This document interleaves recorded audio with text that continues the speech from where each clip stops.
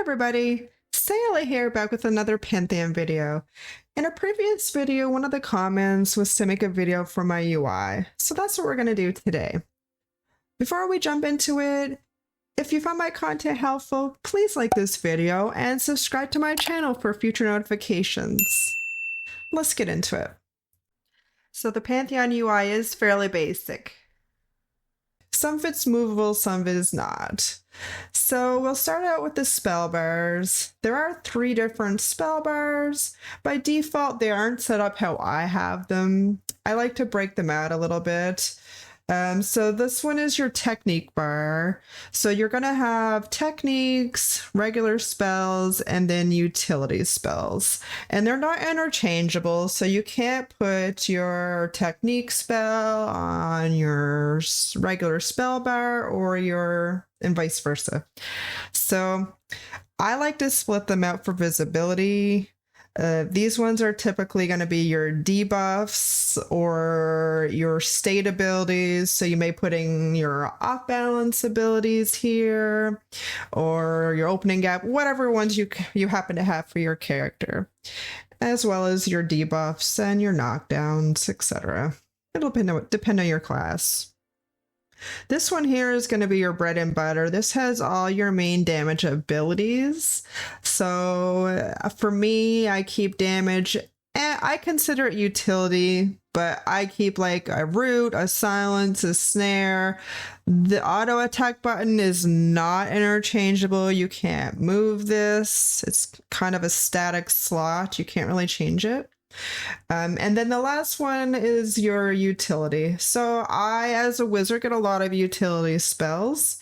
You can watch my wizard video on what I typically keep up. So I'm not really going to get into too much about my spells that I keep up, as you can watch that in my other video. To move these bars, it can be tricky. So you kind of have to right click in between the spell buttons and you get a sub menu. And then I have mine locked, so just unlock it. And then to drag, you're just going to put your cursor there and drag. If you try to do it here, it's just going to pick up your spell. So you got to get right into the space between. And then you can kind of drag them anywhere on your screen. You can make these bigger, smaller. I keep mine at the default. I don't really play with the opacity. The mouse darkening doesn't really do anything on these. And I do lock my positions just so I don't accidentally move them around. And it's kind of the same for the other 2. They're fairly similar. But yeah, I like to keep it like this, like I said, just because it gives a good separation of what I'm using. Typically, your utility and your technique bar are next to each other, but whatever works for you. Next up is your macros. I kind of make mine a little opaque. So this is how it looks like by default. I put the opacity to 0 to take the background out, just because I think it gives it a cleaner look. Again, you can scale this up and down if you want it bigger or smaller. I keep mine at default at 100. I uncheck the mouse over darken. That way it just doesn't bring that up. And I keep it locked. You can add new macros to this. You can delete the macros. You can move them around. So these buttons here, you can kind of move them around, whatever works for you, whatever you want closer. Now, the UI prior to the last patch was locked in. So any character you logged in used the same UI, the same macros, all the settings were the same. Now, it does keep a profile per character. If you played before the last patch, when you log in, that's all going to be the same across characters. But if you start changing it, so if I make changes on my wizard, that's not going to reflect on my other characters that I log in anymore. So just something to keep in mind. I do hope that they will add something in the settings in the future that allows you to copy UI layouts from one character to another, only because I find that very useful. other games have had, and it was helpful. The other thing I want to mention for the spell bars, these are the little letters underneath are your key bindings. Those are easily modifiable in your settings and input. Everything pretty much has a key binding. Some people play with the defaults. I've kept my damage abilities to defaults just because I find that easier, but I have made modifications to some of my other stuff, which I typically keep my interrupt and control abilities on certain buttons from game to game just to keep it easier for memory muscle. Then just the debuffs up here, and then these ones here I haven't changed a whole lot outside of my focus, but it's whatever works for you. This works for me. Everybody is different. The only thing that you can't customize for keybinds are your macros. I do hope that changes in the future, because it would be nice that I could hit a key binding for assist versus having to manually click it. But yeah. Next up is your character. I guess I'll call it your character window. I mean, this is technically your character window, but this is your character target window. That's what we'll call it. So on this screen, you have a couple of things. This is your food and drink, which if you play the game, you're probably familiar with, so I won't get into that too much. The only thing to be mindful of is if you don't drink and eat, this will eventually dwindle down and start blinking, and then you'll eventually get a debuff and starve to death. As for a wizard, you do have your focus wheels here. If you've watched my wizard video, you'll hear me talk about that. So you have your fire, your cold, and your shock. Not going to get into that too much in this video, but this is what you need to kind of manage when it comes to your damage abilities. That's kind of the bread and butter of the wizard class. Next up is your target window. So this is your friendly target window, we'll call it. The great thing about Pantheon, you can always have one person on target. So it's great for buffing, especially for short duration buffs. So I will use, this is an example. Let me just pull it up. I think it's heat weapon. No, where did it go? There it is, burning weapon. So burning weapon is only, I think it's a 15-minute buff. Let me put it up really quick. This is a great, yeah, it's 15 minutes. So if you're going to be keeping this buff up, it's good to keep your top target on here. That way you don't have to find them. You can just kind of cast the spell and it will go to them every time. The only time that you'd have to change if you're keeping on multiple people. Now this window is incredibly beneficial for healers, for keeping the target always on target, and then you can still kind of have the NPC that you're attacking targeted. So that's great thing to know. Next up, and these are movable. I tend to keep them kind of front and center for me just because I like to be able to see those. The other one is your unfriendly target, I'll call it.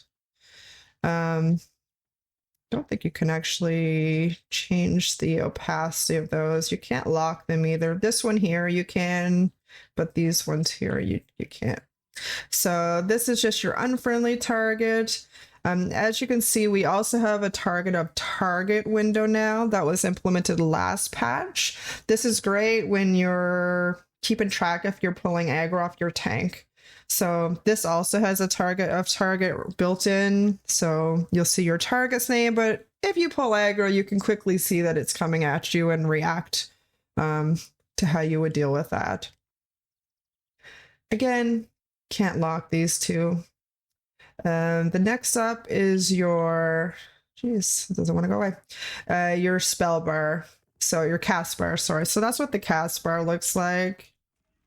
You can't make that bigger. At this point in time, you can't move it. If you can, let me know in the comments, but I haven't figured out a way to do that. Over here would be your group window. Can't see it right now because I'm not in a group. I would assume it's similar to this where you can move it where you want. I keep it there so it's kind of out of the way. If I played a healer, I may move it for easier targeting, but as of now, I haven't played a healer, so I kind of leave it there. The other big thing with the UI is your buffs. So you're going to find your buffs up here. Your debuffs are kind of in this area. I can probably trigger it by running and exhausting this. Almost there. There we go. So you can see where the debuffs are. There is a little bit of a glitch I notice where you have, if you have 2 rows of buffs, they kind of overlap a little bit. So I'm assuming that'll be tweaked. The other thing here is your compass, which will be really important in Pantheon because there is no maps at this time. So that will help you kind of know which direction you're going and kind of keep track. The biggest thing I tell people is always have a location macro /LOC. That way, if you do get into a situation where you're lost and you have the possibility of dying, you can always have your location to at least navigate back to where your body is, unless you have access to a summoner or necromancer. The other visual that you can't really see on my screen, and I'm just going to turn off my avatar for a second here. That way you can kind of see is the chat window. So chat window, the main window, you can't really filter anything out. Everything is on by default. What you can do, again, lock the position. You can change the opacity. You can make it bigger, smaller, whatever your preference is. So I'm sure you've seen some of the spam in Pantheon if you've played the game at all, and some of the bigger servers. I don't know how the smaller servers are, but there is a lot of auction spam, selling spam in OOC or auction. So to combat that, I make some other tabs. I have one specifically for guild. I do include whispers on that, just because whispers are usually not something that you get a ton of. There's also I do one for group, similar setup, group only, and then I do one just for whispers. You could go a step further and make one that combine all 3 of these and just take the OOC and auction spam out, but I think this is enough for me to keep control. And the reason I do guilding group is because sometimes group chatter is busy, sometimes guild chatter is busy, so this just helps me keep track so I don't lose anything or respond to somebody if they're talking to me. Again, that's personal preference for me. You do you. To add more tabs, you just hit the little plus here, and then you can kind of specify what you want in it, and you can name the tab. And then I'm just going to delete. So you just right click and delete tab. There it goes. Okay. I think that pretty much covers it. Actually, we'll bring up the spell book. So this stuff is movable. I tend to keep stuff off to the side, only that way if I'm running and looking at my spells, I can still see where I'm going, but still kind of focus here too at the same time. Then you have your quest journal, similar. I keep this to a side. Nothing really too much to that.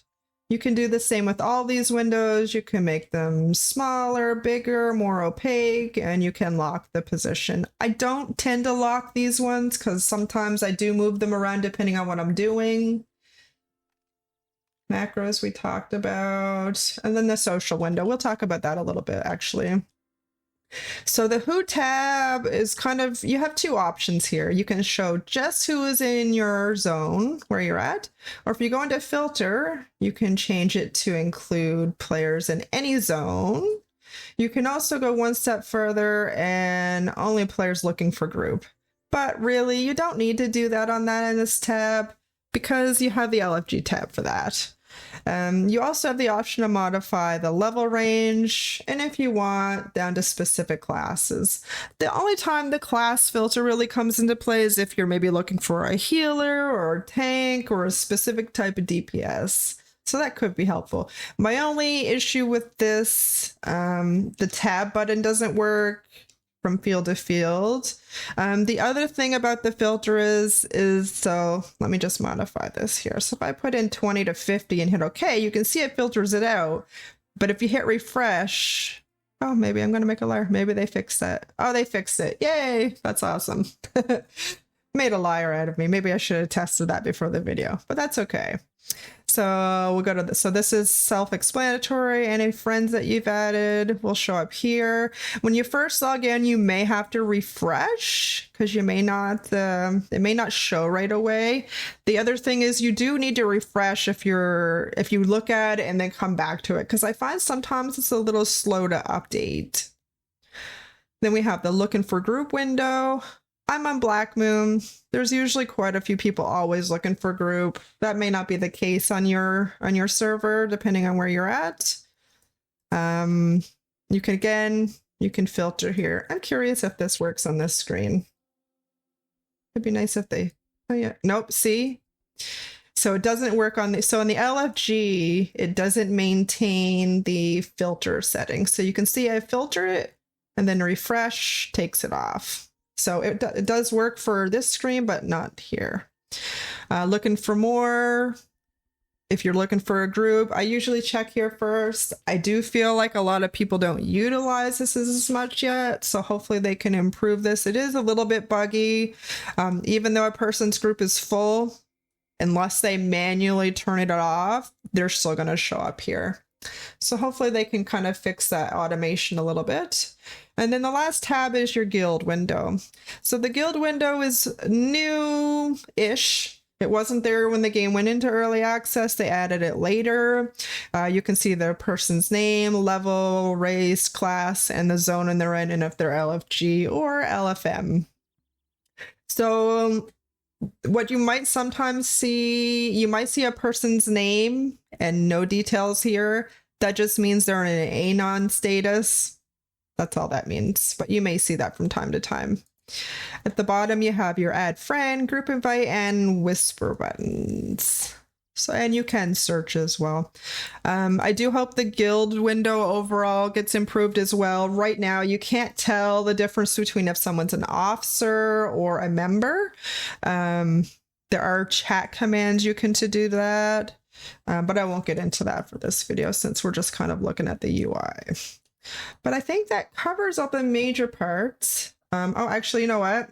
My combat window, I have grayed out. So, but the combat window is here. A default setup is going to be reverse. Your chat window is going to be here, and then your combat will be where my chat is. I just kind of flipped them because that's personal preference, but that's up to you. I do wish that you could integrate the combat tab into your chat window, but at this point, that doesn't seem like you can do that. You could probably set up a manual combat tab and then just kind of make this permanently grayed out. Actually, you know what? I might do that. So I can just grade this out permanently because I don't really reference it that much, but anyway, mine's normally like this, so I don't see it unless I scroll over. And your XP bar is kind of at the bottom. You can turn that off and you can turn it on. It's up to you. I keep my on just because I like to see that, but you can also see your XP in your character window here. So it's up to you what you do. I like the visual here. And I think that pretty much covers everything. I'm not going to get into the individual settings just because, like I said, audio graphic is kind of personal preference. So you do you on that and whatever works for you. So I will wrap that up here. I hope the video is helpful in kind of going over the UI a little bit. If you found this content helpful, please like the video and leave any comments below. And of course, subscribe to the channel if you want future notifications on new content. Have a great day and we'll see you next time. Bye.